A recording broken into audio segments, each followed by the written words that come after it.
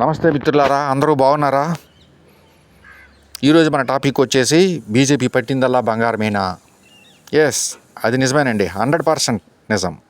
ఎలాగంటే 2014 ఎలక్షన్స్లో పిఎం మన గుజరాత్ ముఖ్యమంత్రి అయినటువంటి మోడీ గారిని పిఎం క్యాండిడేట్గా నిలబెట్టారు. దాంతో మంచి విజయాన్ని అందుకొని అలాంటి వారిని ఎంతోమందిని ఒక వరుసగా తయారు చేసుకొని శబాస్ అనిపించుకున్నారు.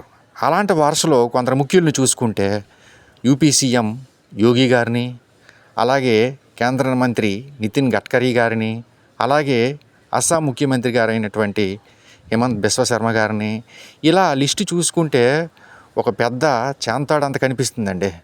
ఇది కదండి ఆ విజయం అంటే, ఇది కదండి పట్టిందల్లా బంగారం అవిందని చెప్పడానికి ఒక ఉదాహరణ. నెక్స్ట్ రెండో ఉదాహరణకి వెళ్తే,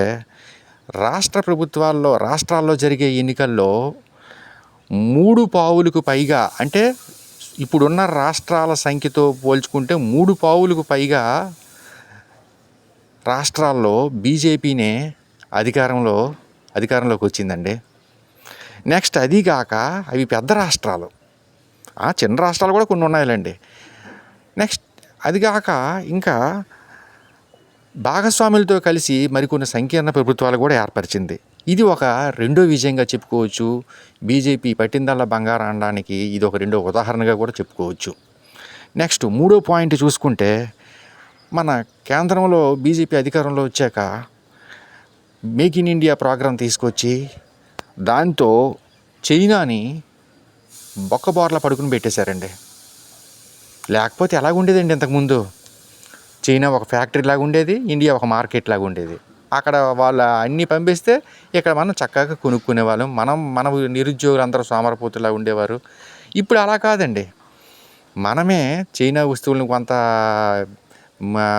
మేక్ ఇన్ ఇండియా కార్యక్రమం వల్ల మన ఇండియాలోనే పెట్టుబడులు రావడం, మన ఇండియాలోనే కంపెనీలు స్థాపించబడడం, మన ఆర్థిక వ్యవస్థ బలోపేతం కావడం, మన నిరుద్యోగులకు సమస్య తీరడం, ఇలా ఇండియాని బాగా నిలబెట్టారండి.